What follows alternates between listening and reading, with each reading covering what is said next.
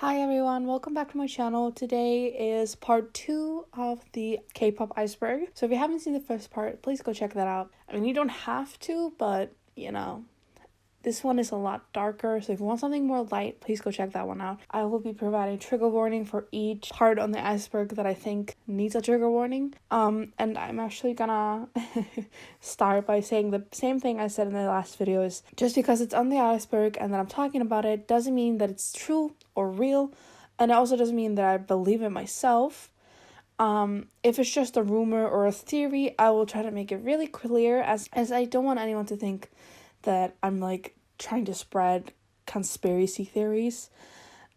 Secondly, although I will be talking about some real events, I'm not mocking or making fun of what happened or the people involved. I just think, especially since some of the stuff is a little older, I feel like it will be good for K-pop fans to know some of these things. I'm simply sharing what happened and simply sharing a little bit of K-pop history. Lastly, everything I say is just my opinion. I don't want to get sued. Yeah, so that's basically it. As I said, if you haven't seen the first part, please go check it out. And I will provide a trigger warning in general for this video here, but I will also be providing some more as we go down the iceberg if I find it as necessary. But just take it with, before you start, some of these topics are a little dark. So let's just start where we left off, which is tier number 5.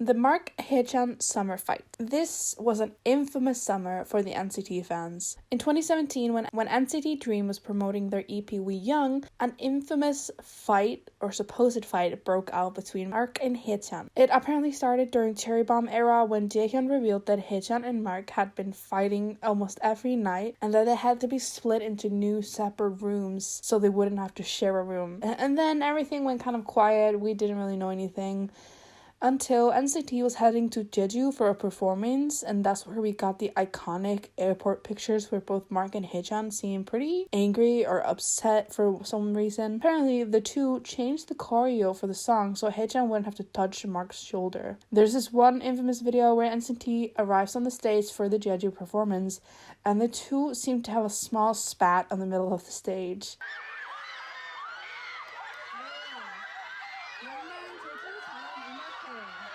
It seems like the two made up later and everything's back to normal, but fans always wonder what happened. Well, after almost 4 years of wondering, the summer fight was brought up in a V-Live recently. At first, the boys had no clue what was being talked about, but after looking at some videos, they cleared this up. So apparently the two were not fighting on the stage, but talking about positions as they both got confused as which songs they were gonna start with. Then Haechan talked about the choreo, saying that the move where he touches Mark's shoulder was not part of the choreo, he had just improvised it. And so he stopped doing it for a while. Some people believe that they did actually fight and that they're just making up an excuse, but who is to tell? I think it's just a funny piece of history in NCT's career. So yeah, at least we have some information about what happened that year. The Tablo Stanford scandal. Tablo is a hip-hop artist, lyricist, composer, and record producer. He is also very well known for being the leader and producer of the group Epic High, as well as the founder of the music label High Ground. He also graduated from Stanford back in early 2000s with the honors in English literature and creative writing. However, in 2010, rumors and doubts started spreading that Tablo didn't actually go to Stanford. Some netizens claimed that Tablo couldn't have graduated with both a bachelor's degree and a master's degree in English and creative writing in under 4 years. People started pressuring Tablo for an answer, and when he didn't say anything, people started harassing not only him but the people at Stanford wanting proof. Tablo did end up releasing a copy of his transcript, and Stanford themselves even had to make a statement that he in fact did graduate from them. But that wasn't enough for some people. They were still convinced that it was a lie, even saying that he had stolen someone's identity. Up until this point, Tablo's company, Willem, hadn't said anything besides, "We had nothing to say about the allegations against Tablo that he has false education qualifications." That's all they said. So Tablo decided to leave William as he felt betrayed by his own company as they did not help him in this situation. People also accused Tablo of avoiding enlistment in the military, which is illegal, but in reality, Tablo was a Canadian and therefore didn't have to serve. He had to release his Canadian citizenship certificate just to prove to people that he wasn't avoiding enlistment. It didn't matter who spoke out to try to prove the fact that he did graduate from Stanford. It went so far that Tablo had to fly out to Stanford to prove in person that he actually attended and graduated from there. There are some people that finally started believing him, but the damage was already done. He had to sue the people who were the most prominent in these attacks, and 8 people were convicted of defamation. 5 of those people got probation, while 3 ended up in jail. Although he proved his innocence and that he didn't lie, this really messed with his career and his image. This is a great example of fans or anti-fans taking stuff too far, harassing an idol and their family for something that shouldn't really matter. Coming of age ceremony. In the year 2000, singer Park Ji-yoon released a song called Coming of Age Ceremony. The song, written and produced by none other than JYP, might sound very interesting and probably familiar.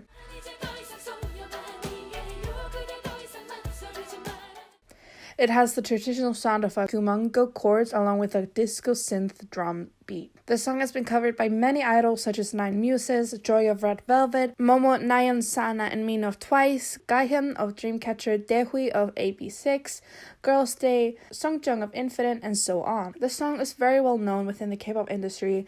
However, for someone who may not have looked into it or doesn't know Korean, they might not know what it's actually about. From the title, you might just think it's someone celebrating that they became an adult, which in a way it is. However, when you look into the lyrics, you might start thinking of the song differently. Here are some of the standout lyrics from Coming of Age. Quote, "Hey you, why are you hesitating? I know you want me right now in front of you. I know what you want, what you're waiting for. Just come here. I'm not that little girl you used to know anymore. I'm a woman now. I am thankful that you have waited for me. Now I will become a woman at your kiss.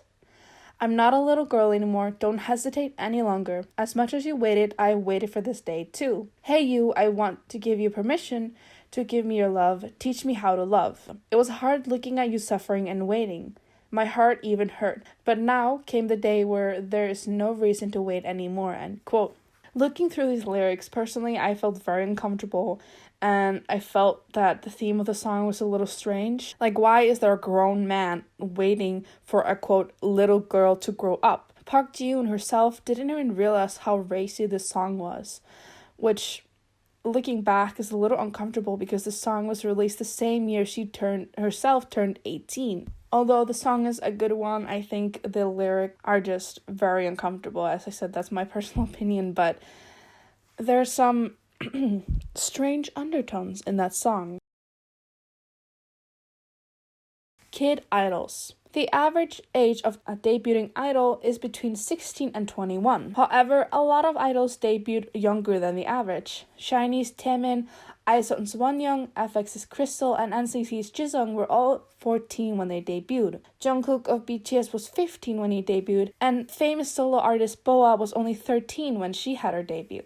However, in most of the cases I gave, it was just one member. What about a group that only consists of kids? You might think that that's not even a thing, but you would be very wrong. There are a few groups that only have kids as members. When I say kids, I also include young teens, but the group's image is supposed to be, kids. There's multiple groups that have this only kid concept, but usually they don't last for long. For example, the group Vitamin, who debuted in 2017, at the time of their debut, the oldest member had just turned 10, and the youngest member was only 6 years old. Another group called G-Story had debuted in 2010, had an average age of 9 years old. A kids group project called Little Cheer Girl had also loads of young members, and it had generations of young kid idols. The oldest member of the current lineup is only 13 years old.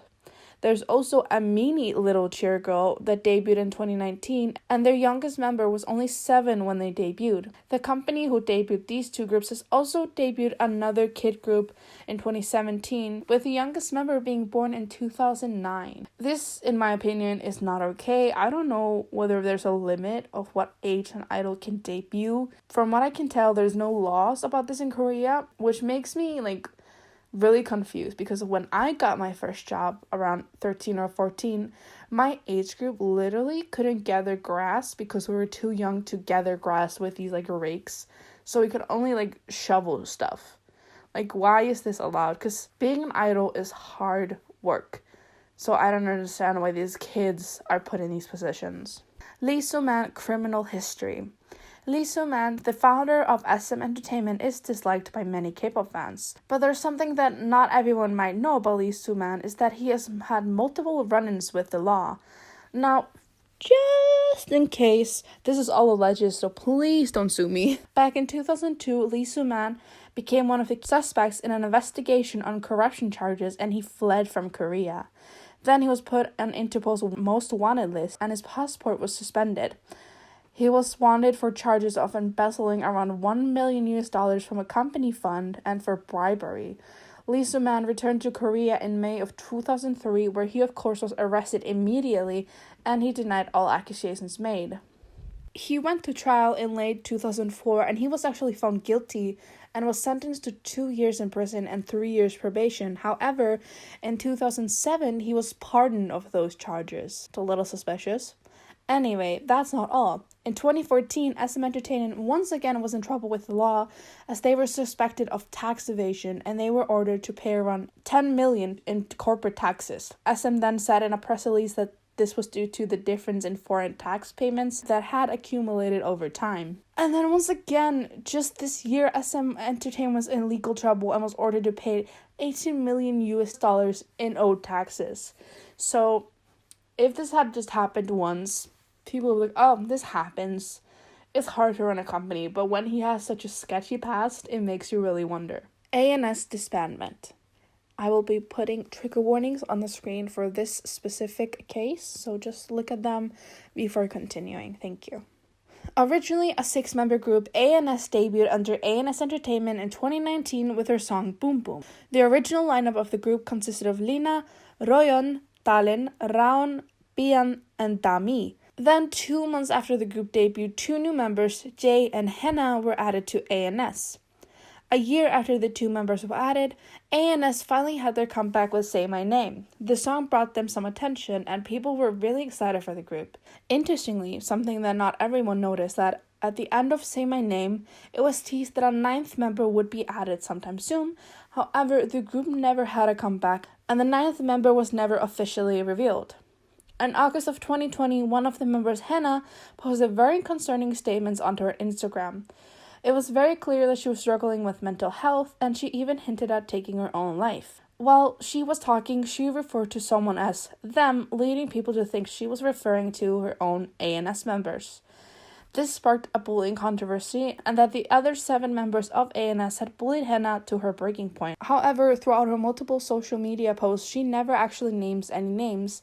After this, on August 20th, all of the members besides Hena posted a statement on their fan cafe. It's really long, so I'll go over the most important parts. If you want to see the whole thing, you can pause and read as it goes over the screen. Quote, first, on August 11th, all of the members of ANS, excluding Hena, gave our agency notices of contract termination through an attorney. We believe that our problem with our agency is related to the issue with Hena, and we also think that it's our duty to honestly tell our fans the truth about the issue regarding ourselves. So although we are embarrassed, we want to tell you this first. In March and April of this year, our agency ANS laid off all of its employees. On June 14th, our agency's office shut down and our dorms were moved from the Shinsa neighborhood to Gimpo. From then on, we had no access to our practice room at all. Since we didn't have managers, we had to personally take phone calls and manage our own schedule. We also didn't have employees to oversee our fan cafe, so we managed the fan cafe as though we were employees. Since we were only offered 1 car for transportation, some of our members had to travel by taxi. To share even more embarrassing information, we have been unable to receive dance or vocal lessons up until now. We also only received 10,000 won per member every day for food, and we don't even receive that on weekends. We essentially had no support or management at all. Although we asked our agency for dance and vocal lessons, we were rejected, with the agency giving the reason that they had no money to do even that. Even though we understand that our agency was facing difficulty due to the coronavirus, the extent was too extreme. Considering our age and our fans who are waiting for us, we cannot personally waste time like this. Therefore, we sent our agency a formal notice through an attorney on July 22nd. We requested that, as is outlined in our contract, that we at least be provided with a manager along with other staff and management, an office and a practice room, and dance and vocal lessons. We requested that within 14 days they provide transparency regarding their violation and take a reasonable action. However, far from taking corrective action, our agency instead called the mother of one of our members, saying that the agency had no fault. They told her, quote, "Among the kids in ANS, we only want to take those with good characters and currently deciding who to eliminate. We are going to turn the other kids into trash and make sure that they won't be able to find any work in this field. We'll make sure they go home and develop disorders like depression so they cannot do anything," end quote. We could no longer endure this, and we finally gave our agency a notice of contract termination on August 11th, end quote. And then later in the statement, they touch on henna. Quote, "Opportunely, right after we sent our agency our first formal notice, they began mentioning the issue with henna. Not long afterwards, they told us that she had gone to a hospital and instructed us to go visit her. Right after giving our notice of contract termination, Hannah uploaded her Instagram post that had the same content as what was reported to the press. To be honest, we did not have a bad relationship with Hannah, and we do not think we had any particular problems with her. Hannah joined ANS in December 2019. As our youngest member and a student in her second year of high school, Hannah still had to go to school. As our agency went through difficult times this year, and we had less opportunities to promote, Hannah did not spend a lot of time with us. The only issue we ever had with Hannah may have been that we reprimanded her for not going to school after she tested for coronavirus, and that is all." End quote. So the story behind this is that someone close to Hannah tested positive and she had to take the test and go to quarantine. Then she tested negative, and after her quarantine, she apparently still wouldn't go back to school, and that's why they reprimanded her. Quote, "As a result, we called Hannah to a cafe that day and asked her about what her teacher told us in a phone call. Hannah did not give a clear response and only said that it was personal. We merely emphasized that the members should not lie to each other, to discuss any personal issue with us, and to work harder in the future. We did not swear or verbally attack her. Honestly, this kind of management of members should be handled by the agency, but since our agency did not take care of it, we even had to manage Hannah's schooling. The next day, Hannah called one of our members and said due to her mental health, she wanted to discuss and decide on the matter of her future promotions with her parents. We respected Hannah's opinion and told her to update us after she had spoken to our agency. However, Hannah did not reply to any of our messages afterwards. Then, after we sent our agency a formal notice, they told us to visit her in a hospital as we were the reason she was in the emergency room. We were scared that the agency had an ulterior motive and was planning some sort of scheme to frame us, so we could only worry about Hannah without being able to contact her. That's why we felt reassured when we heard that Hannah had thankfully been discharged the same day without particular problems. Honestly, Hannah most likely had difficult times mentally due to her agency's problems and the fact that ANS's future had become uncertain.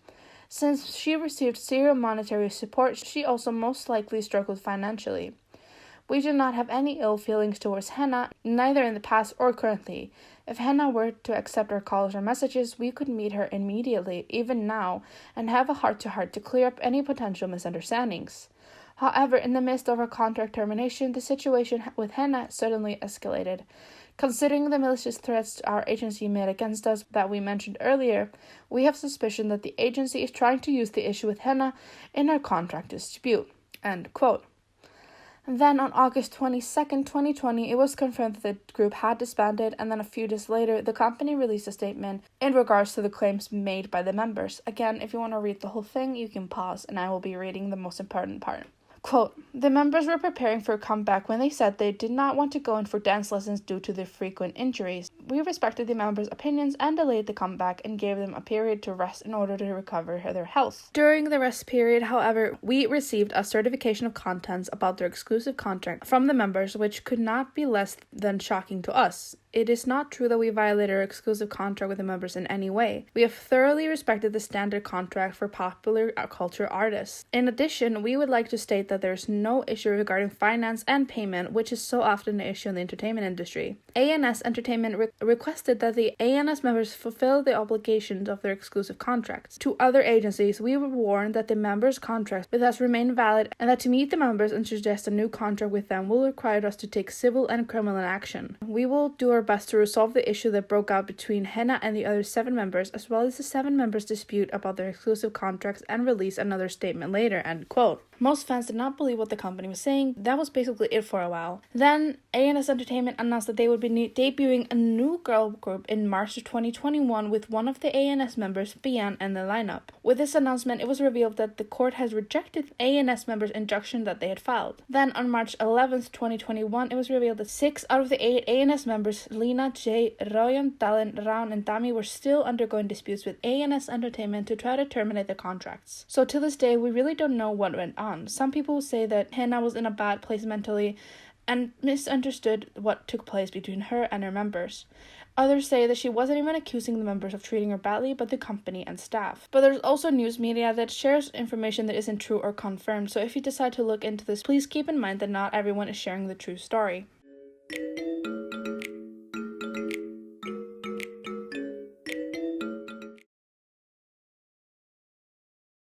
Lovely's Jisoo lesbian scandal. For this topic, I will be putting a trigger warning yet again on the screen. So again, if you want to skip, that's completely fine. Back in November 2014, when the girl group Lovely's debuted, rumors started spreading around about one of the members named Jisoo.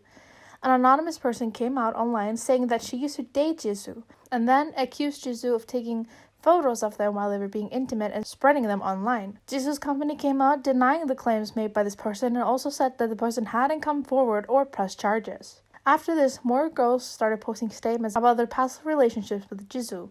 Post number 2 claimed that her and Jisoo had been romantically involved and that Jisoo would take photos of them while they were being intimate. She also said that Jisoo would get mad at her when she didn't want to have sex with her, verbally abuse her, and even threatened to sexually abuse her. A third poster, who quickly deleted their claims just after posting, said that Jisoo would do racy things to her in public. Fourth poster then came out to say that Jisoo would send photos of her chest to her and said that Jisoo said that she enjoyed having sex with girls just to torture them. A formal investigation was launched and Jisoo sat out of all promotions due to mental health issues following the rumors. After some time, the police revealed that arrest had been made and the person had been charged.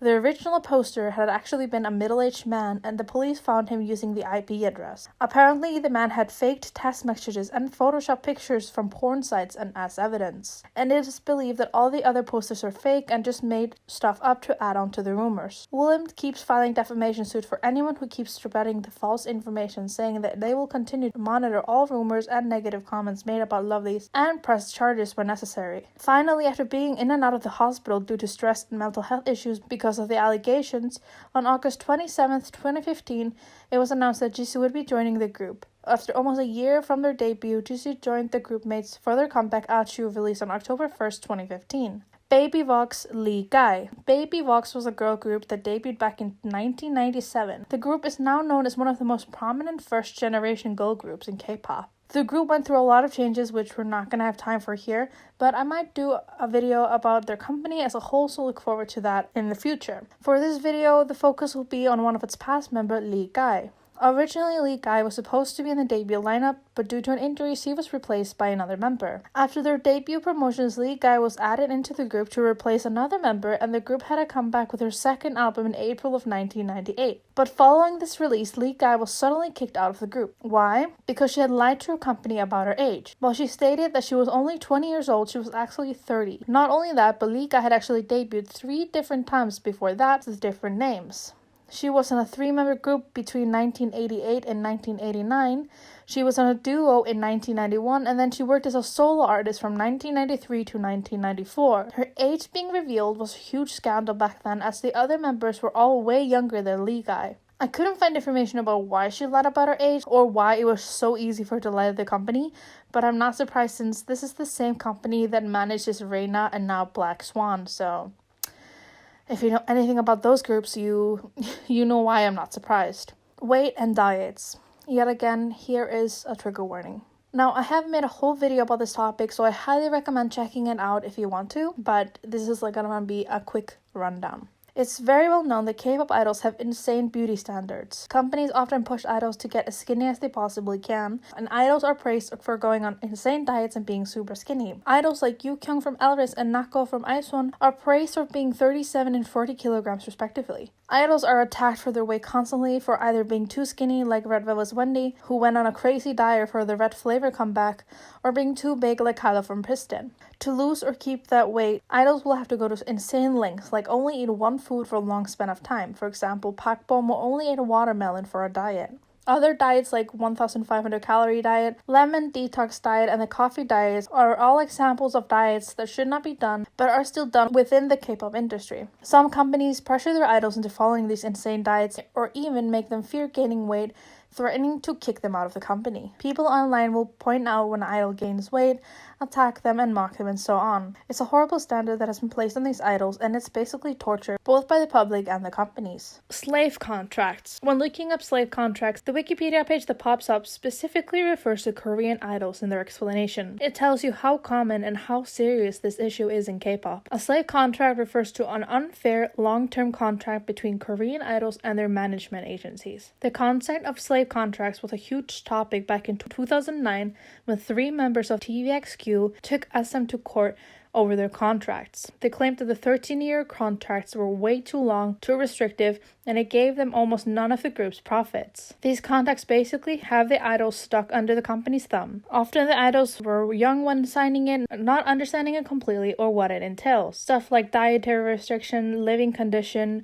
monetary gain, personal life, and so on is all in the hands with the company. These contracts often have a clause where an idol needs to pay the company the money they owe for getting trained and debuted, making it sometimes impossible to gain any money. It's pretty well known that idols don't make a lot of money, not until they have broken even with the company, which sadly doesn't happen to all groups, so they just keep getting into further debt with companies. After the lawsuit between TVXQ and SM, the Korea's Fair Trade Commission had to create a rule that limited entertainment contracts to 7 years. Then in 2017, they had to put more rules in place to try to protect idols after investigating 8 K-pop companies, those being SM Entertainment, YG Entertainment, JYP Entertainment, Lowen, FNC, Cube, Jellyfish, and DSP.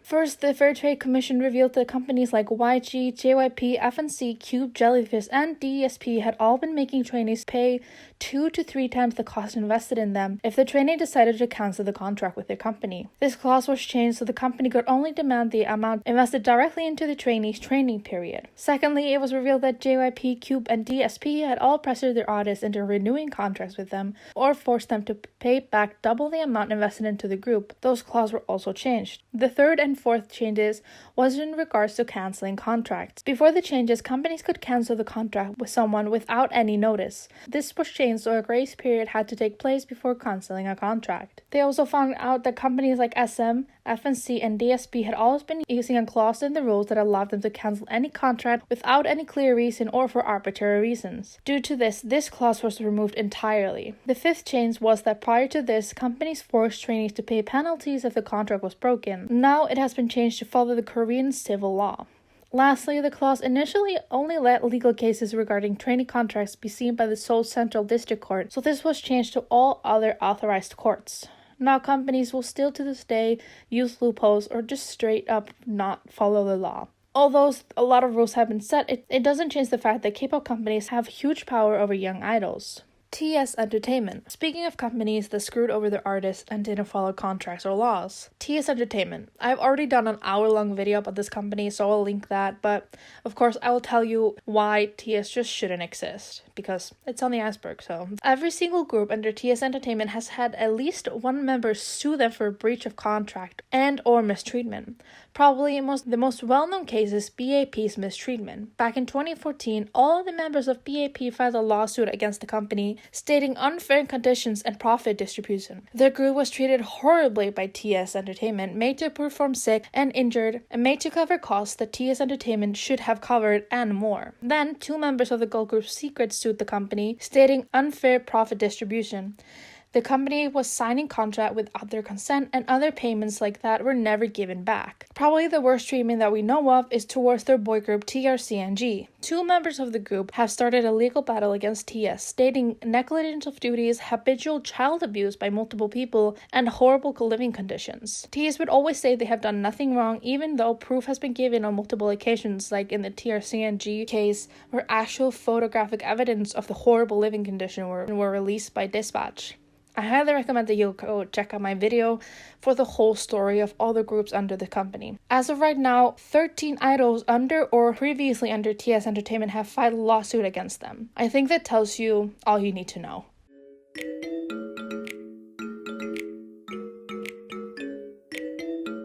NCT Dream detained. Back in 2019, NCT Dream had to travel to perform in Chile. So a lot of artists had to...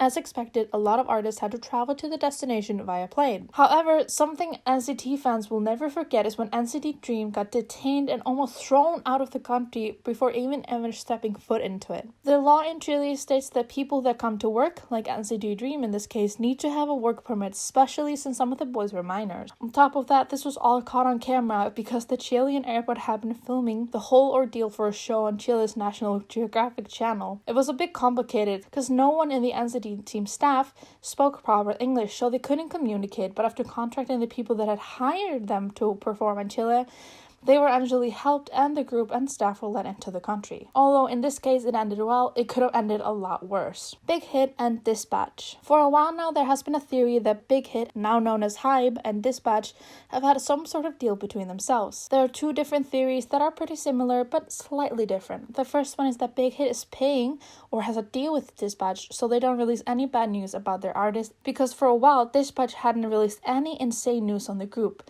which Dispatch is known for doing. The other theory is that Dispatch caught BTS or Big Hit doing something, and now there's a deal between the two. People believe this because, as I said, up until recently, Dispatch hasn't revealed anything about BTS. No news, no rumors, nothing. And Dispatch would often have special photo shoots with BTS. But last year something happened.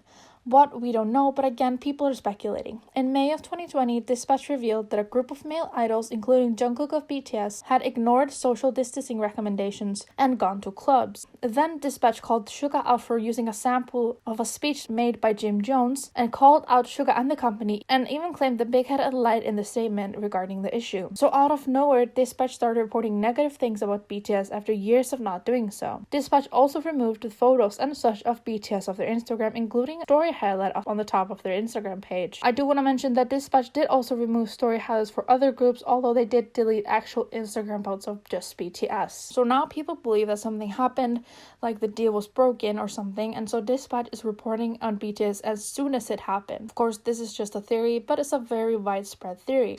Latest code Kiss Kiss MV. Again, huge trigger warning for this one. I was honestly debating if I should include this in the iceberg, as this was on the original iceberg I used as a template, but after debating I decided to go with the middle ground. I'm not including this for fun or for entertainment purposes, but more to tell newer fans about the group that lost members in a horrible and unfair way. Latest code is a 5-member group that debuted under Polaris Entertainment. The 5 members are Rise, Ashley, Eunbi, Sojung, and Sunny. Their group debuted on March 7th, 2013 with their song Bad Girl, and their debut did pretty well. Their group had multiple comebacks with songs like Pretty Pretty and the pre-release song Hey You, and they started off 2014 with a comeback So Wonderful. In late July of 2014, Ladies Co started teasing their fans for the upcoming comeback Kiss Kiss. They had their comeback in the first week of August, and just a few weeks later, on September 1st, it was revealed that the group was already working on a new comeback. However, 2 days later, on September 3rd, Ladies Co was involved in a very serious car crash. While heading back from work, the group's manager was driving way too fast, going 137 kilometers per hour in a 100 kilometers per hour zone. Due to the heavy rain, the road was very slippery, and the manager ended up losing control of the car and crashed into a protected wall on the Yeongdong Expressway. In the car, there was the 5 members of Ladies Code, the manager, and 1 stylist. When Eunbi reached the hospital, it was announced that she was dead on arrival. Sojung and Rai sustained serious injuries and they required surgery immediately. Sojung's condition got better, however, Rice's condition kept deteriorating, and on September 7th, she passed away as well. Now, what does this tragic accident have to do with a music video? Well, when people started looking up the group and their latest music, some felt very uncomfortable. Why? Because the theme of the music video, at least partly, was death. The girls were literally getting a kiss from death in the music video. It is strange considering the fact that 2 members passed away so tragically only a month later, but it's of course just a coincidence. I mostly wanted to talk about this to let people know that 2 amazing people passed away too soon, as I thought newer K-pop fans maybe would not know about them, so I highly recommend their songs, and although I'm including this in this video, that does not mean I think there's any correlation between the passing of these 2 idols and the actual music video. Jay Park got Hyuna pregnant.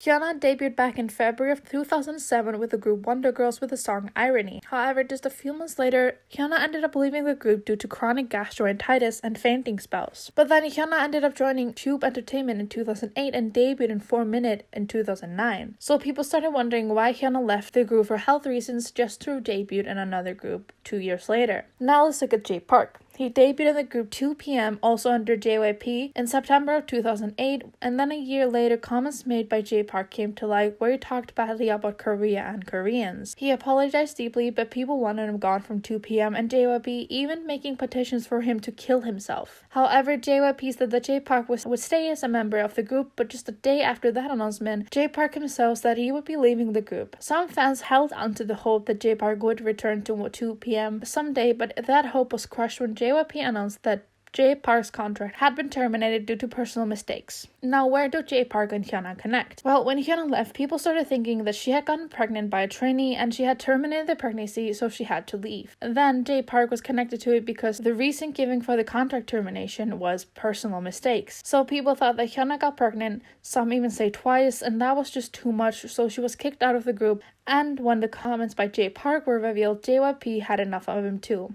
Now, people tend to forget or just not know that Hyuna was only 14 when she debuted in Wonder Girls. And from the information we have, she was not kicked from the group, but rather pulled out from her parents due to health reasons. Hyuna also still struggles with health issues. In 2020, Hyuna had to postpone her own comeback due to not only depression and panic disorder, but also had been diagnosed with a mental condition where a person faints because their body overreacts to certain triggers. I can't pronounce this word, so I'll just put it on the screen.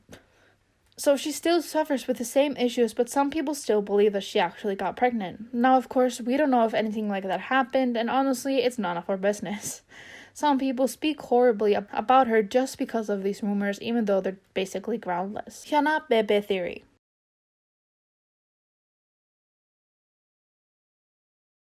This theory does slightly connect to the Hyuna pregnancy rumors, and some people use this as some sort of proof of that rumor. However, let's talk about the Hyuna song Bebe. In late August of 2017, Hyuna released her album Following with the title track Bebe or Babe. Although at first the song sounds like a cute love song, some of the lyrics and scene in the video point to something else. That's when people started posting theories about what the music video might actually be about. Most of the theories touch on infantilization and sexualization. I will leave links down below if you want to see a full breakdown of these theories, as I will try to make it simple. In the songs, there's lyrics like, "What are you looking at? Why do you have that creepy smile?" which can be looked at as her asking why people look at her the way they do. Often idols debuted young but are still portrayed as adults with revealing clothing, sexy dances, and so on. This allows people, especially men, to overly sexualize young girls. So some people think that these lyrics are calling out people like that. In the pre-chorus and the chorus, she says she isn't feeling like herself, that she has unwillingly changed because of someone. It is no secret that K-pop idols have a certain persona, and sometimes they have to change themselves to look more friendly for the public. From personality, looks, and sound, idols have to fit a certain image. Later in the video, she says, "Why do you treat me like a baby? I can't tell how old I am with you." Here, she is literally asking, why are you treating me like a child? Why are you infantilizing me? At the start of the song, she is 26, but the second chorus, she goes to 19. When she says, "You make me 17, Hyuna stops dancing, crosses her arms, and looks very uncomfortable. When the age goes to 15, she leaves the set as the music fades. She looks visibly uncomfortable, and if we look back to her at age 17 to 15, she was very over-sexualized, which is a common thing for underage idols. By the end of the song, she sings about how she can't sleep because of the person, and she says, "I can't stop thinking about your gaze and your speech." Here she again says flat out, she can't sleep because of the way people look at her and talk about her. Personally, I do think this theory is pretty reasonable to believe, since most of the lyrics are pretty straightforward. It is pretty interesting to watch the video with lyrics knowing that Hyuna might be just straight up calling out people that treated her like that. Zico and the golden phone. Alright, this one is something that might not make a lot of sense if you're not familiar with the whole thing that this relates to, but it will all connect at the last tier of the iceberg, so I will explain it here and then add it to another subject in the bottom layer. Back in 2016, Zico and the singer Jung Yoon-young, along with other idols, appeared on the TV show Radio Star. There, Zico brought up the special phone Yoon-jung owned. In the show, Zico referred to this phone as a golden phone. This phone was not the singer's main phone, and he only used it to talk on Kakao messages. Zico then also added, "It's kind of like a Pokemon book with so many people in it." That's all you need to know for now. Let's move on to the last tier of the iceberg.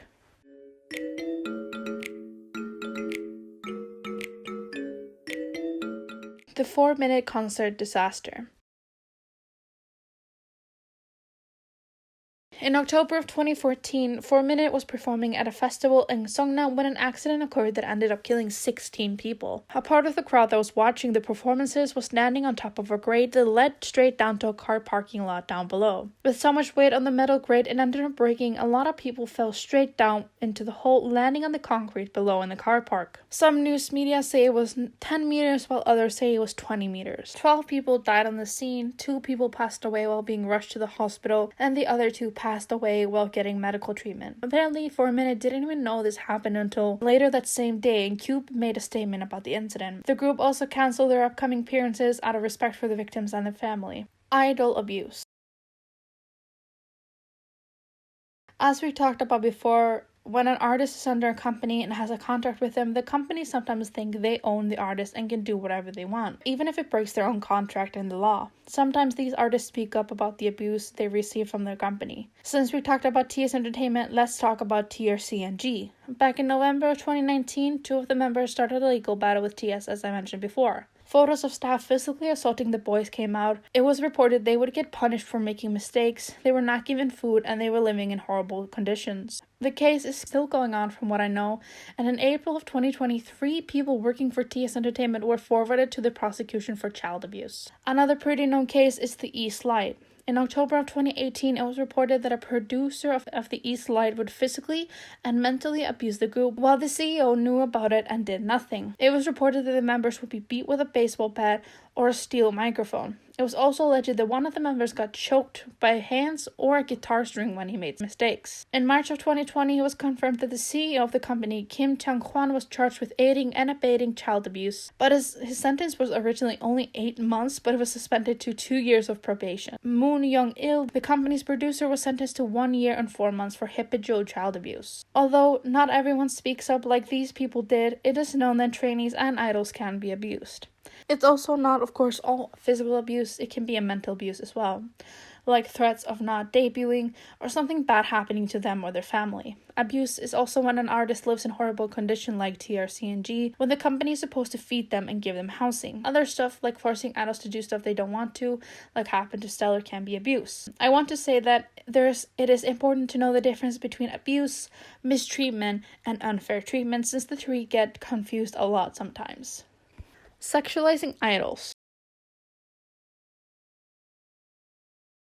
I think you all know by now that it's no secret that idols get sexualized a lot, both by fans and their own companies. This can be split into 2 categories, at least the ones I'll be focusing on today, those being over-sexualizing idols and sexualizing minors. There are so many examples of idols being over-sexualized or being harassed sexually. This often occurs at concerts and fan signs. Female idols often have to hear their fans ask them to lift their legs or lean forward to expose themselves more. For example, when the girl group Lovelyz was at a fan meeting, a fan in the crowd started asking the girls to lift their legs to show more.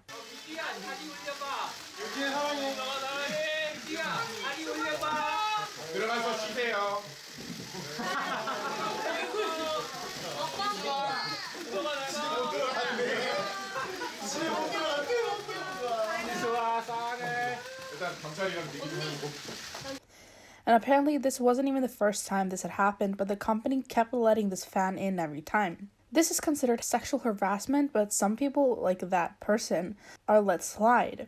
Similar incident when a fan kept filming under 9muse's skirt during a performance, and one of the members, Hyuna, actually called out the man and told him to stop.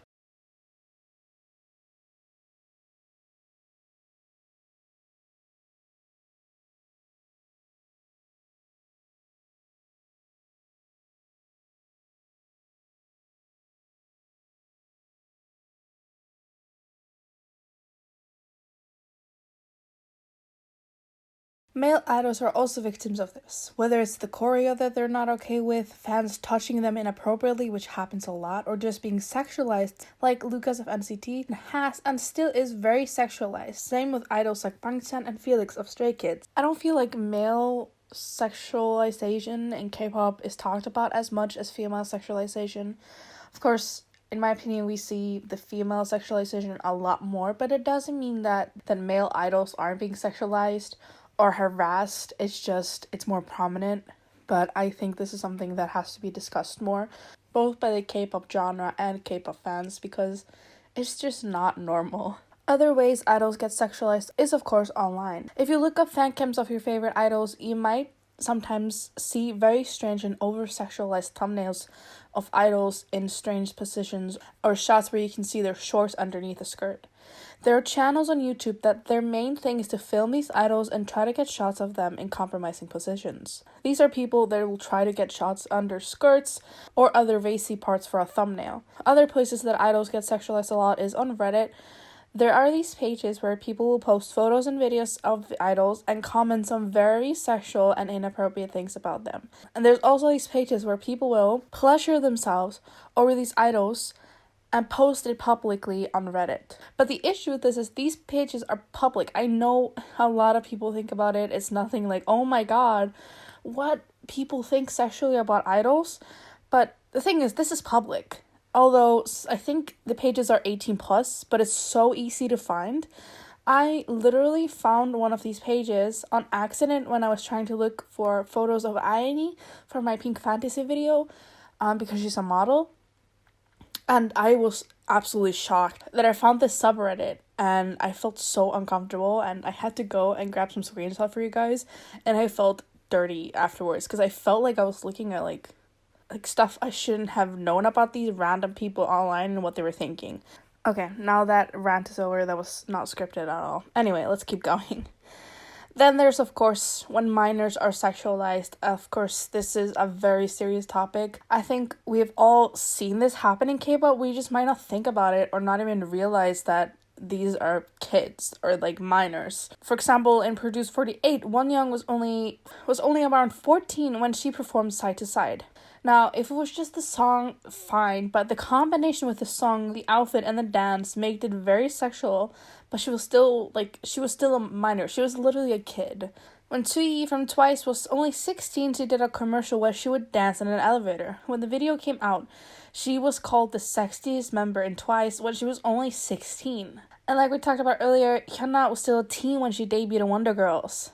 In their stage, Hyuna was wearing a shirt that showed off her midriff while she did some sexy dance moves. Now, I don't think like showing your midriff is is always sexy, but when you look at the outfit and the stage as all together, you know that it's meant to be like, ooh, look at that, that's a little racy. And most people did think that was too much for a 14-year-old to be dressed like that. Another instance is in the Produce series when Nam Do-hyun was picked to have the sexy charm when he was only between around 15 and 14. I've also talked about Busters and the questionable stuff their company has been doing, so I highly recommend checking out that video if you're interested. But they are known for having very young idols. They had one of the youngest debuting idols in a group, not talking about kid groups, I'm just talking about a regular group, and they would be sometimes in very compromising positions on live, like they wouldn't be able to cover their legs while being like on V Live.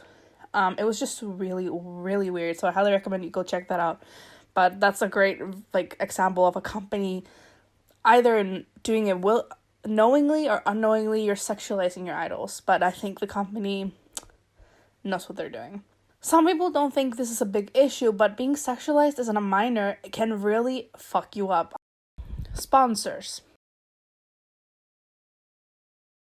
Sponsors are another thing in K-pop that isn't spoken about too much, but it's a very real thing.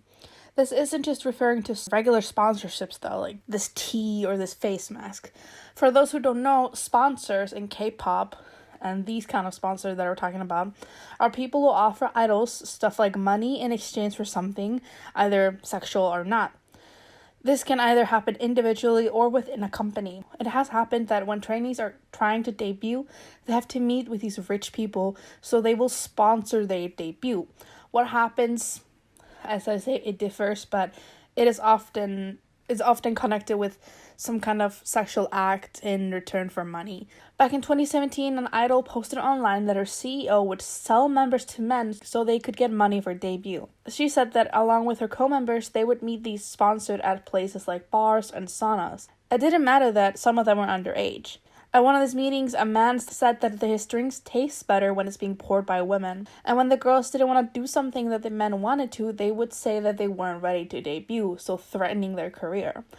This story is unconfirmed, I will say that, but I wouldn't be surprised if something like this happened, honestly. Another idol, Seri, from Tibet, talked about sponsors in a YouTube video, saying that she would get messages from men that wanted to sponsor her. The man would DM her, saying that they can help her with this or that, or give them allowance in exchange for something. She's also not the only female idol who has spoken out about these kind of DMs. Stella's Gyeong talked about how, along with the dirty text she would also get sponsor offers from men on Instagram. Another idol, Jisoo from the group Tahiti, shared a message that she had gotten where a person tried to ask to do a sponsorship contract. And when she didn't answer, the person added on that they would get paid 1 million each time, and then the person raised the amount to 4 million won each time. As I said, it's not always sexual, but when it is, it's basically prostitution, which is legal, but sponsorships aren't. Of course, sponsorship aren't always this type of stuff. It can be totally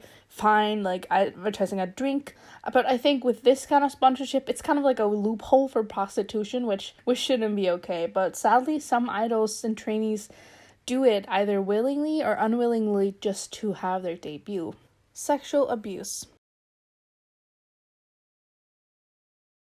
Sadly, sexual abuse is a thing that happens behind the scenes of K-pop. There's a handful of examples of idols speaking out about being sexually abused or harassed within their own company. So-young, formerly of After Schools, has spoken up multiple times about her sexual harassment in the industry. So-young said that this happens all the time and that she had her own experiences with this. Her former CEO had asked her to take her home after a company dinner and held her hand in the taxi, and when they arrived at her place, he followed her out saying, "I like you and see you as a woman," and then tried to make passes at her. She also talked about another incident where she was attending an acting class being taught by a famous actor, and during this class, the actor would ask her to lift up her shirt to show her bra. The actor also told her to tuck her clothes into the shape of her undergarments and wanted her to stand next to a male student with her skin touching. Apparently, this actor is still very active in the industry. Kim So-hee, who appeared on Produce 101 and was in the disbanded group IBI and now in the group Nature,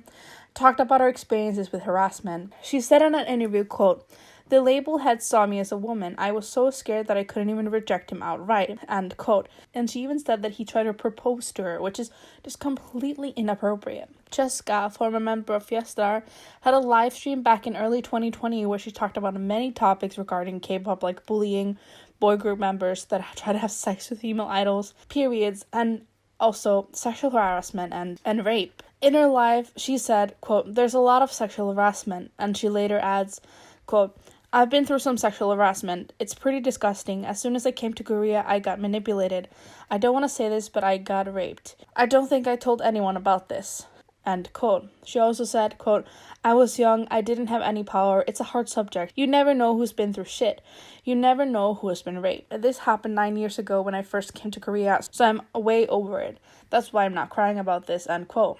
There was also a huge case a while ago where the CEO of Open World Entertainment was sentenced to 6 years in prison for sexual assault and more. He had harassed at least 10 female trainees, 6 of those being minors. A girl who trained at the company spoke up about her experience with the CEO, saying that he asked her to dance seductively at her audition, groped her, and made disgusting comments toward her. He also forced trainees to take drugs and made them get intimate with male trainees and other high-up men in the entertainment business. There's quite a few stories like this, but it's still a hidden part of K-pop as it is considered really taboo in the industry. Sadly, not everyone wants or can speak up, so when someone does it, it's a big step, and I applaud anyone who comes out with their experiences.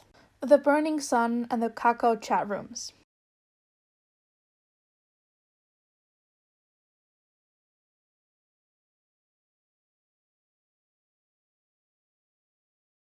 So I think most of you might know at least some of this story, so I'm not going to go over the timeline in super detail, but I will explain everything I find the most important. I will highly recommend that you do your own research if you want to and you trust yourself to do it. The Burning Sun is a nightclub in the Gangnam area of Seoul, Korea. The club is often called the Big Bang Seongri Club as he heavily promoted the club, and he was also the co-founder of the Yuri Holdings, which is a shareholder in the Burning Sun, and he owned around 20% in the shares. Seongri himself has said he was only used for marketing for the club, but since he invested 10 million won into the club, most think he is more involved, some even calling him a manager of some sort. This whole situation started in January of 2019 when a man came out alleging that he had been assaulted after he tried to help a woman at the Burning Sun who was being sexually assaulted. He also said that the staff at Burning Sun had beat him up. When the police arrived, the man was the one who got arrested on criminal charges like battery, indecent act, defamation, and more. This whole thing happened on November 20th, 2018. With this report, CCTV footage was released where the man was seen assaulted outside the Burning Sun. In additional reports of the incident, it was reported that a former employee of the club said illegal drugs were being used in the VIP rooms of the club. Then it was reported by